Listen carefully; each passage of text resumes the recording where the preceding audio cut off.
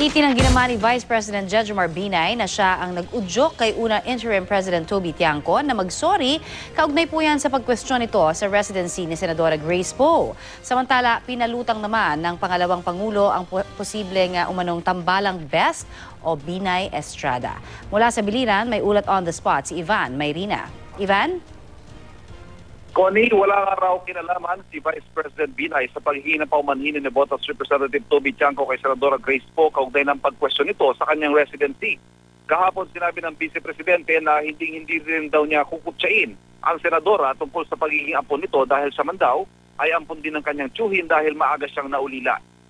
Samantala, Connie, nandito nga si Vice President Binay sa lalawigan ng Biliran at kasama niya nag-ikot dito si Valenzuela Representative Sherwin Gatchalian na nagdeklara ng tatakbo sa pagkasenador sa ilalim ng tiket ng Vice Presidente at kasama rin niya ang abogadong si Harry Roque na inanunsyo ni Binay na nakumbinsi na daw niyang tumakbo bilang senador. Hindi naman makapagbigay ng tuwirang sagot si Roque kung buo na ang kanyang desisyon at pinupulsahan daw niya mga tao bago siya magpasyang tumakbo.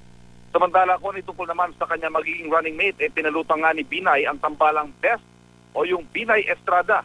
Pero nilinaw niyang wala pa raw nabubuong desisyon tungkol dito at sinusuri pa raw ng kanyang search committee ang mga pinagpipilian. Connie. Maraming salamat, Ivan Mayrina.